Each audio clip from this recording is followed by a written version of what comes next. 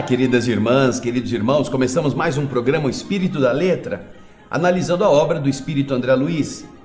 Hoje vamos chegar no último capítulo da primeira parte deste maravilhoso livro.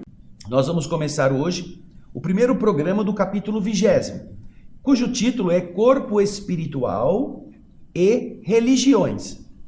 Como sempre, nós vamos começar a leitura daquele resumo que eu faço antes de cada subtítulo ser lido no seu original. Então, acompanhe comigo o slide do resumo. Vamos lá. O primeiro subtítulo do capítulo Corpo Espiritual e Religiões é esse que você está vendo aí. Responsabilidade e consciência. André Luiz nos explica que com o desenvolvimento da responsabilidade no espírito humano, sua consciência se iluminou, assumindo a condição divina da razão. O homem compreende a grandeza do universo e a sua origem divina. Já não se entrega somente à busca da sobrevivência, mas sente estímulos interiores irresistíveis que lhe marcam o caráter e o moral, ampliando-lhe a intuição e apurando-se a afetividade na direção do amor pleno, capaz da completa renúncia. O homem pode, à medida em que descobre esse amor pleno, ele pode colocar-se numa condição em que ele renuncia até mesmo à sua própria vida, para dedicar-se à vida daquele que ele ama. Então veja só que evolução maravilhosa, né? A responsabilidade, a consciência, a razão, o sentimento e, por fim, a renúncia. Continuará André Luiz, nesse meu resumo, explicando-nos o seguinte. Até o Paleolítico, aquela época em que o homem atingiu pela primeira vez o sentido pleno da razão, até o Paleolítico, ele foi guiado e estimulado pelas inteligências superiores na evolução dos corpos físico e espiritual. Naquele período, no Paleolítico, os desafios das forças da natureza eram ferramentas para empurrar a alma na solidificação de características individuais e coletivas, nas espécies e nas raças. A natureza produziu os desafios pelos quais o raciocínio foi se desenvolvendo até atingir a plenitude. Então, até o Paleolítico, os espíritos estavam tomando conta. Do Paleolítico para frente, quando o homem atingiu o raciocínio, a própria natureza vai fazendo com que ele agora se exercite e ele amadureça. Então agora, depois que nós pudermos meditar a respeito do conteúdo principal, vamos ver o que o André Luiz escreveu mesmo no original do livro, do capítulo 20º. Vamos ao slide. Corpo Espiritual e Religiões. O subtítulo é Responsabilidade e Consciência. André Luiz nos diz o seguinte: à medida que a responsabilidade se lhe apossou do espírito, iluminou-se a consciência do homem. A centelha da razão convertera-se em chama divina. A inteligência humana entendeu a grandeza do universo e compreendeu a própria humildade, reconhecendo em suas entranhas a ideia indispensável de Deus. Conduzindo-se então de modo racional, experimentou profundas transformações. Nesse despertamento, o homem percebe que além das operações vulgares da nutrição, da reprodução, da vigília, do repouso, estímulos interiores indiscutíveis trabalham-lhe o âmago, a essência do ser, plasmando-lhe o caráter e o senso moral, em que a intuição se amplia segundo as aquisições de conhecimento, em que a afetividade se converte em amor, com capacidade de sacrifício, atingindo a renúncia completa. Até a época recuada do Paleolítico, interferiram as inteligências divinas para que o seu veículo físico se estruturasse, dotando-a com preciosas reservas para o futuro intenso, ou futuro imenso, envolvendo-a na luz da responsabilidade, conferiram-lhe o dever de conservar e aprimorar o patrimônio recebido e, investindo-a na riqueza do pensamento contínuo, entregaram-lhe a obrigação de atender ao aperfeiçoamento de seu corpo espiritual. Pode-se aceitar razoavelmente que até semelhante fase, os tremendos conflitos da natureza, em que se mesclavam a violência e a brutalidade, foram lançados à conta da evolução necessária para a discriminação dos indivíduos e agrupamentos, espécies e raças. Assim nós vamos entender que toda uma etapa vai sendo conquistada até chegar nesta área do Paleolítico, quando o homem então descobre que ele passa a ser responsável, ele precisa evoluir o próprio perispírito. Ele tem a necessidade de fazer isso, porque até então os espíritos foram trabalhando com ele para que ele chegasse a esse ponto. Mas a partir daí a consciência lúcida, a capacidade plena, ele passa a ser responsável. Interessante todo este projeto evolutivo, não é mesmo? Mas nós estamos falando, ele está recuando à época do Paleolítico, o homem da caverna, o Homo sapiens sapiens. Agora, o próximo subtítulo vem nos explicar sobre essa ligação com o mundo chamado religioso. Então, acompanhe comigo o resumo do subtítulo Atividade Religiosa. Veja aí na tela. Depois que se desenvolve o princípio de justiça e aflora o pensamento criador, o homem começa a perceber as leis divinas, colocando-se na condição de herdeiro e filho do Criador. Veja só. Então, ele vai desenvolver com o seu raciocínio o princípio da justiça e começa a perceber que ele também pode criar. E com isso, ele começa a entender as leis divinas e que ele é o destinatário dessas leis, como filho daquele que criou tudo. Aumenta a sua curiosidade, eleva a observação e se abre, com o tempo, para as revelações do céu.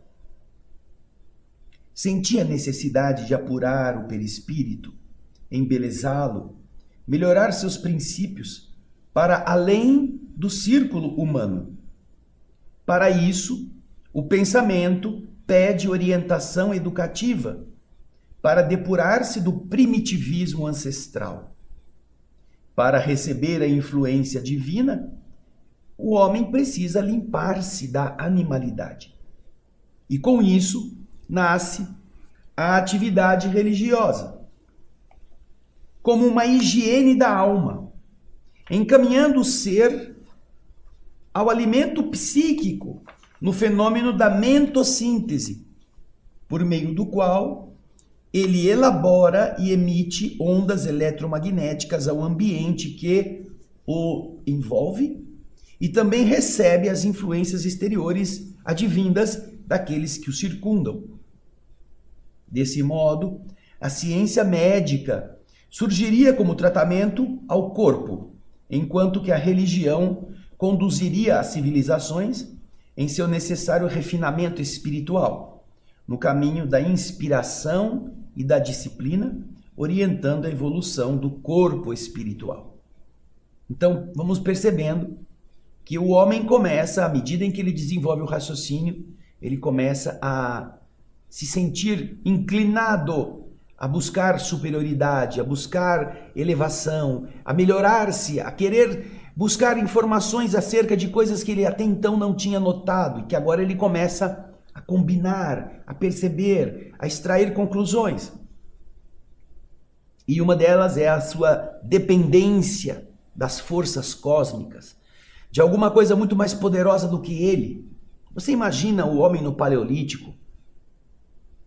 Hoje, atualmente, quando uma tempestade, o céu fica escuro, trovões, relâmpagos, e você mora numa casa de concreto, tijolo, você tem vidros, janelas, você fica lá dentro e se assusta com o barulho do trovão, com a ventania, com o uivar das frestas da porta, da parede, da janela.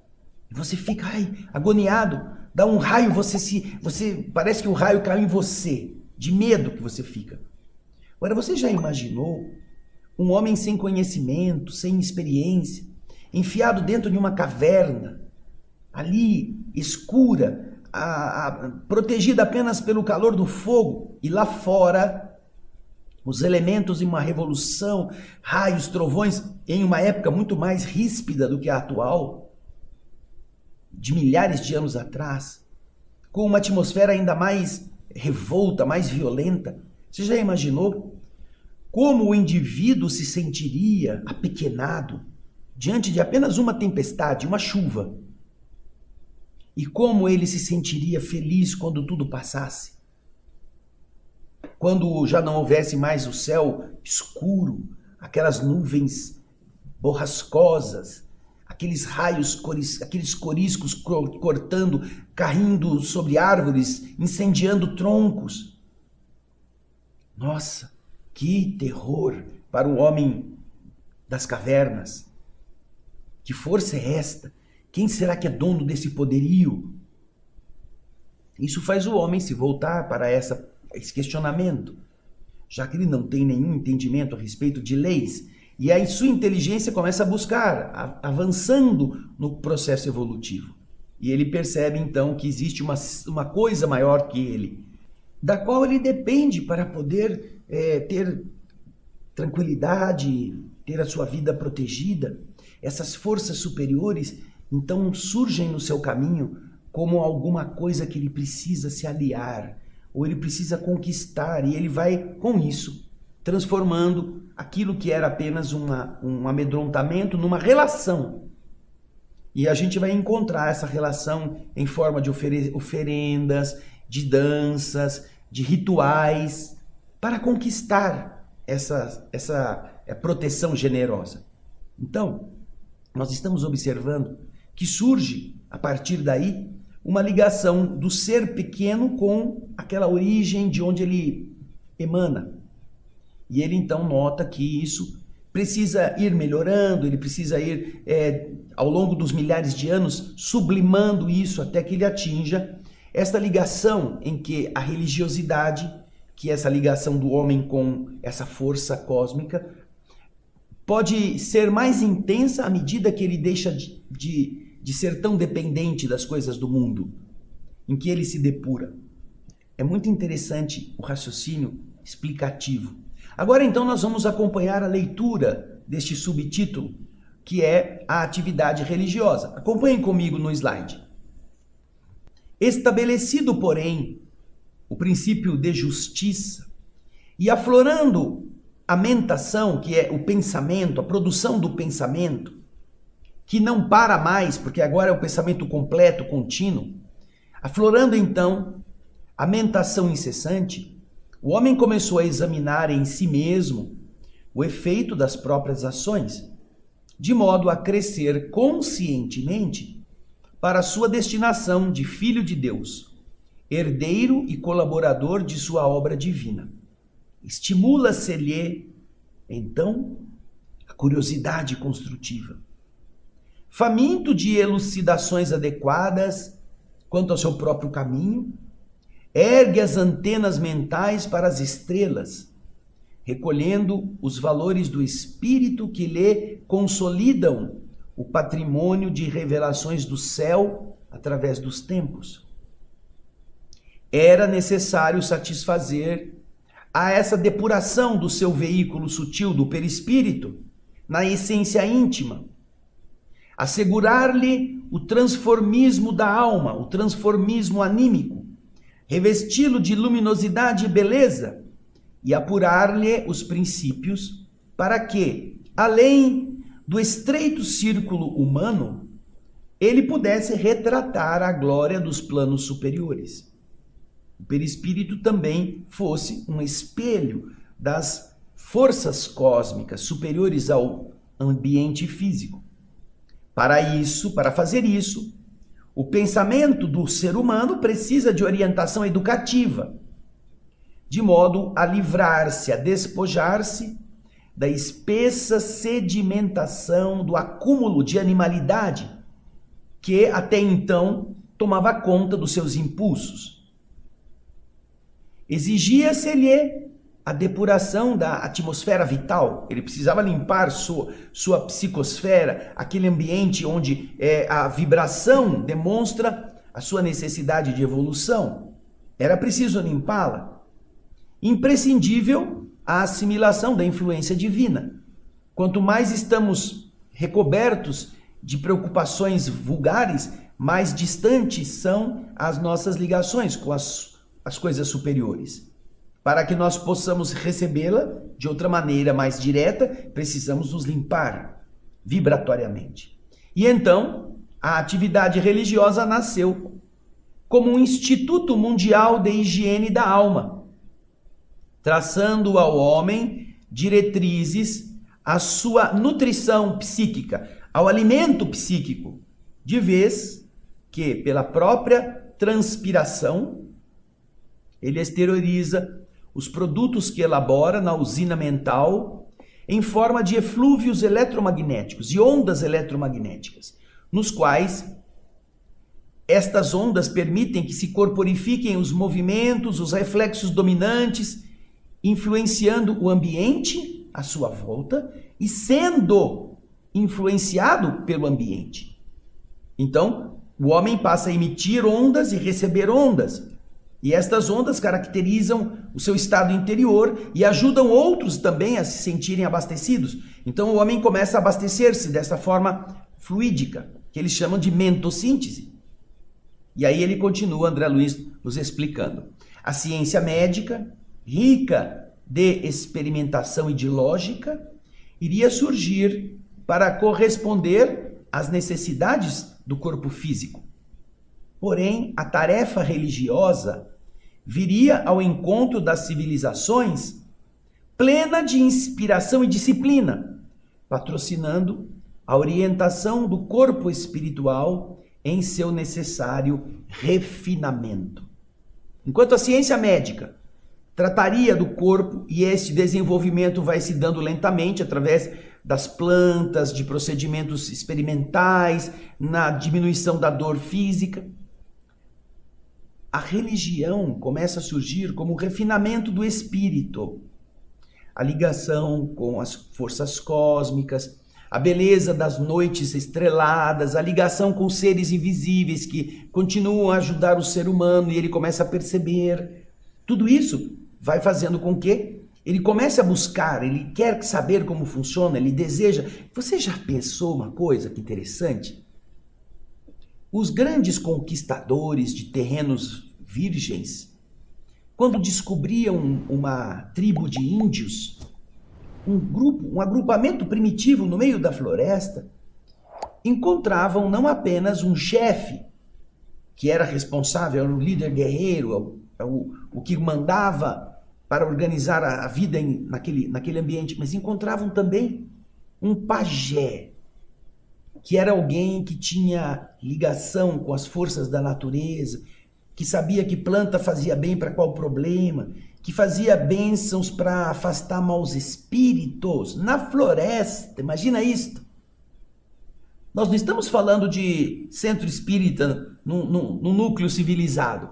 Estamos falando de um ambiente primitivo onde a intuição já desenvolvida permitia que o homem daquele período pudesse estar em contato com forças que os outros ainda não tinham percebido, mas que nele já havia a antena ligada com a parte espiritual da vida. Por isso que nós encontraremos em muitos desses grupamentos o seu chefe e o pajé, que também era um chefe. Era um chefe espiritual. E quando se preparava alguma atividade daquela tribo para alguma viagem, alguma conquista, alguma luta, era com o pajé que eles obtinham a inspiração para saber se era a hora de fazer, se podia fazer, se era bom esperar.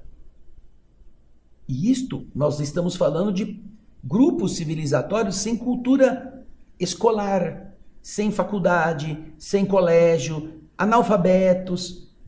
Todos eles, porém, vivenciando essa dupla realidade, a realidade do corpo e a realidade da alma, sentindo a sua integração com a natureza, falando com espíritos, fazendo oferendas para que eles possam lhe dar respostas. É a explicação que estamos vendo aqui no Espírito André Luiz. É claro que com o passar dos anos ou dos séculos, ou mesmo dos milênios, estas questões vão ganhando mais refinamento, mais sutileza, o ensinamento vai permitindo que o homem aprenda a ler e escrever, descubra a cultura e vá dando outra maquiagem a esse processo, uma outra forma de se entrelaçar com a divindade. Surgem lá no passado os profetas, os que falam do que vai acontecer, os que ensinam os ensinamentos ocultos. Vamos encontrar isso na Babilônia, nos caldeus, nos sumérios, religiosidade dos egípcios, os contatos com os seres que estavam no mundo invisível, os gregos, os mitos, tudo aquilo que nós vamos encontrar em forma de lendas, na verdade representam relações do encarnado com as suas divindades invisíveis. Veja como isso nunca abandonou o ser humano. E ele vai tornando cada vez mais sutil, mais profunda essa relação. É o que André Luiz nos está explicando. Agora vamos para o próximo subtítulo.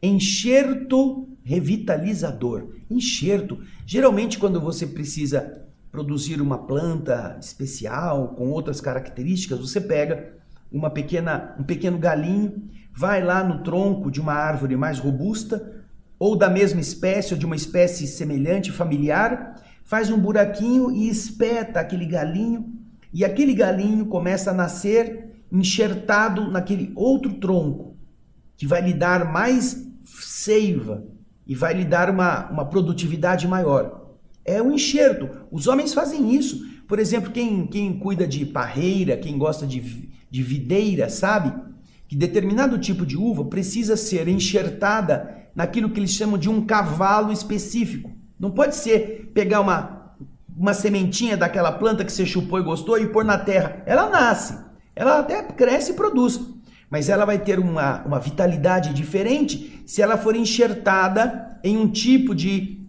tronco que está próprio para isto. Já fizeram essas experiências.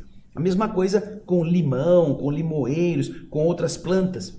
Então, quando você faz essa mistura, que é esse enxerto, você vai propiciar que aquilo que agora ia produzir razoavelmente produza muito mais, caso esteja enxertado num tronco que não é o dela original, mas que vai lhe propiciar vigor. Então, enxerto revitalizador. Vamos ver o que significa isso? Vamos lá no nosso resumo? Acompanha aí. Para diminuir suas angústias e dificuldades, a espiritualidade superior trouxe o auxílio, a ajuda de espíritos mais ilustrados. Veja só a expressão que ele usa. Espíritos ilustrados. Espíritos que tinham mais conhecimentos, mais culturas, que já tinham andado na aquisição de intelecto mais adiante do que o homem primitivo. Então estes seres são trazidos para a Terra, nesse enxerto. Mas eles são trazidos de onde? Acompanha aí. A espiritualidade superior trouxe o auxílio de espíritos mais ilustrados, porém decaídos de outro sistema cósmico. Eles foram expulsos de outro mundo, porque lá eles não estavam adequadamente integrados moralmente, eles eram problemas lá. Porém, eles já tinham conhecimentos vastos, então eles foram retirados de lá e colocados aqui, instalando-os no tronco genealógico das tribos terrestres, com o objetivo de revitalizar essas tribos. Ao mesmo tempo em que, para os decaídos, isso representava amarga penitência e sofrimento.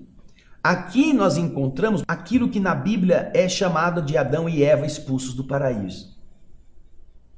Seres que tinham a plena capacidade já desenvolvida naquele ambiente paradisíaco, mas que não obedeciam a determinadas regras simples, básicas.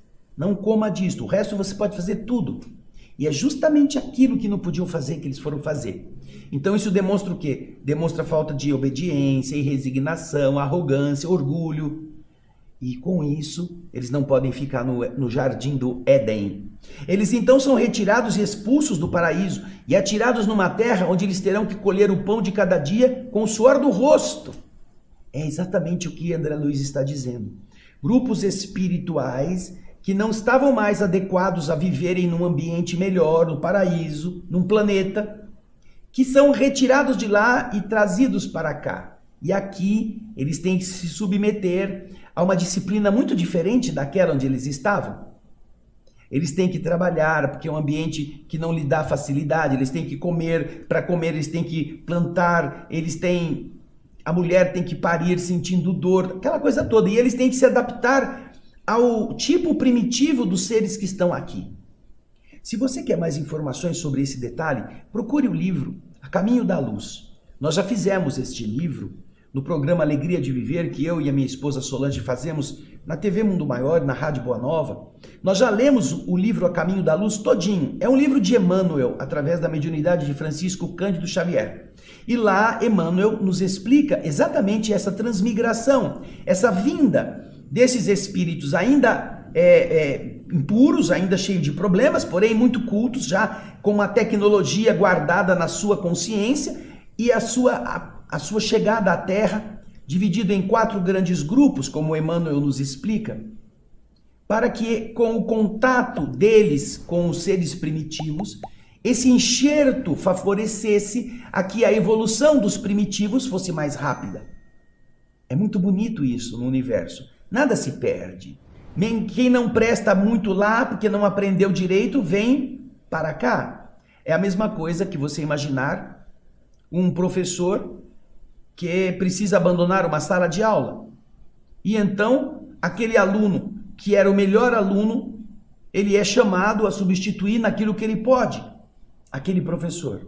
Ou então, aquele aluno que é problemático, que não pode mais estudar naquela sala porque ele só dá trabalho, é levado para uma outra sala onde tem muita gente analfabeta que não sabe nada, e ele então é chamado a ensinar o que ele sabe para aqueles que estão ali que sabem menos.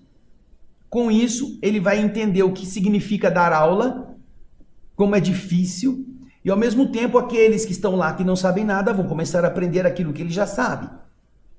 E isso pode ajudar aos dois. Ajudar ao aluno que vai aprender coisas que ele não sabia e ajudar ao mau aluno que agora tem que dar aula para ele perceber, puxa vida, como eu atrapalhava o professor, eu não sabia que era tão difícil assim ensinar. Quando ele voltar para a sua classe antiga, ele vai ser um melhor aluno, porque ele vai saber quanto custa ensinar. Veja que bonito isso. Agora vamos continuar na leitura do resumo. Surge a raça adâmica, agregando ao homem noções mais elevadas sobre Deus e sobre a vida. Povos primitivos, atraídos por suas similitudes, adotaram estranhas formas de fé para representarem sua ligação com o plano invisível, como, por exemplo, sacrifícios humanos. Os espíritos exilados, por sua vez, muitas vezes revoltados e endurecidos pela perda das facilidades do outro mundo, não é? Promoviam nas tabas selvagens cultos sanguinários, desvairando-se em espetáculos cruéis em nome dos deuses inferiores que cultivavam no seio da coletividade. No meio deles, porém, havia aqueles que buscavam superar o sofrimento através de um sincero arrependimento das culpas contraídas no planeta de origem. E, apesar das dificuldades no processo da recuperação, passaram a formar núcleos isolados para o cultivo de meditações superiores, visando elevarem-se para merecer retornar ao mundo de onde foram exilados. Então a gente observa que com a chegada destes seres, nós temos duas coisas. Primeiro, eles trazendo aos seres uma relação diferente com as divindades, com as forças do mundo espiritual, além de um impulso tecnológico para o avanço mais rápido. E, naturalmente, isso gerou uma série de atitudes um pouco diferentes, como sacrifícios humanos para aplacar a ira de Deus, para atrair favores, sacrifícios de crianças, de virgens queimadas. Todos estes eram rituais com a finalidade de manter uma ligação com uma força superior que, na visão destes seres, poderia dar favores àqueles que melhor os homenageassem. E, naturalmente, quando estes espíritos vindos de outro mundo, chegando aqui, tendo que se relacionar com uma instituição ainda tão primitiva como era a Terra, tendo que viver com seres ainda tão pouco desenvolvidos como eram os humanos primitivos, de onde vem, inclusive, aquela história de que o homem é decorrência, é oriundo do macaco, porque os seres inteligentes que chegaram tinham que se relacionar com seres tão primitivos, que ainda estavam em corpos ainda tão toscos, que se sentiam como que voltando à selva e tendo que se relacionar com os símios, com os gorilas, os orangotangos, quando na verdade não eram. Então vem essa lenda que o homem veio do macaco, quando de verdade ela não representa a essência evolutiva, mas ela quer traduzir essa discrepância entre as evoluções dos dois grupos civilizatórios, o que vinha e o que já estava aqui primitivo. Então você observa que todos eles, quando chegam, às vezes, alguns deles se revoltam. E eles querem então exercer um poder, exercer uma tirania, fazer rituais sanguinários, porque eles se sentem superiores aos seres primitivos que ficam obedecendo tudo que eles mandam. Porém, no meio deles tinha alguns, e aqui nós vamos ver o que Emmanuel vai falar lá no livro A Caminho da Luz, que os egípcios eram os mais elevados deste grupamento. E eles então começam a se unir em grupos para meditar, para melhorarem e com isto poderem voltar ao planeta de origem. Mas agora a gente vai ler o que o Espírito André Luiz escreveu nesse subtítulo. Acompanhe comigo na tela o slide oficial, o slide do livro. Vamos lá. Enxerto revitalizador. Nesse sentido, a espiritualidade sublime amparando o homem jamais lhe menosprezou a sede de consolo e esclarecimento. Quando mais angustiosos se lhe esboçavam os problemas da dor, com a guerra íntima entre razão e animalidade, grande massa de espíritos ilustrados, instruídos, porém decaídos de outro sistema cósmico, renasceu no tronco genealógico das tribos terrestres, como um enxerto revitalizador, embora isso representasse para eles amarga penitência expiatória. Constituiu-se desse modo a raça adâmica, instilando, propondo no homem renovadas noções de Deus e da vida. Levantam-se organizações religiosas primordiais, povos nômades, aqueles que andam errantes, e agrupamentos escravizados ao solo por extremado gregarismo, aquilo que faz o indivíduo viver em bando, adotaram as mais estranhas formas de fé, a se emoldurarem, a se demonstrarem através da barbárie natural, através do intercâmbio fragmentário com o plano extrafísico. Os espíritos exilados, presos à rede de formação orgânica primitiva dos corpos que agora eles tinham que usar, onde se lhes tecia o cárcere, que é o carro biológico, é a carne de um ambiente mais denso, mais rústico, ainda profundamente primitivista, estes indivíduos, muitas vezes revoltados e endurecidos, aliavam-se às tabas, às malocas selvagens, em cultos sanguinários e indescritíveis, desvairando-se nos mais aviltantes espetáculos de crueldade, em nome dos deuses, com que fantasiavam as entidades inferiores do seu convívio doméstico. Alguns desses espíritos, porém, movidos de uma compunção, uma pressão obsessiva, entraram em fervoroso arrependimento das culpas contraídas naquele mundo aprimorado de onde eles vinham. Porque eles haviam errado lá. Para eles serem extraídos de lá, é porque eles não podiam ficar, tinham feito coisa feia, coisa ruim. E não obstante os embaraços, as dificuldades que criavam um obstáculo aos seus sonhos de recuperação, apesar das dificuldades, começaram instintivamente a formar núcleos isolados para cultivarem meditações superiores em sagradas tentativas de elevação. Então, arrependidos, eles queriam sair daquela condição primitiva onde eles estavam. E a partir daí, começaram a buscar caminhos de se melhorarem para, quem sabe, conseguirem o regresso. E agora a gente vai para o último subtítulo de hoje, que é a religião egipciana. Veja aí na tela. Depois de muitos milênios nesse desenvolvimento, aparecem no mundo grupos como a China ancestral, a Índia védica, o Antigo Egito e outros que se perderam, nos quais a religião é ciência moral de aperfeiçoamento para a elevação da mente à consciência cósmica, à consciência superior. O Egito foi o mais avançado nesse aspecto. E neste subtítulo, André Luiz passa a detalhar as suas grandezas morais. André Luiz vai explicar então como a religião egipciana foi superior na época. Vamos então agora acompanhar o que André Luiz escreveu. Vamos lá?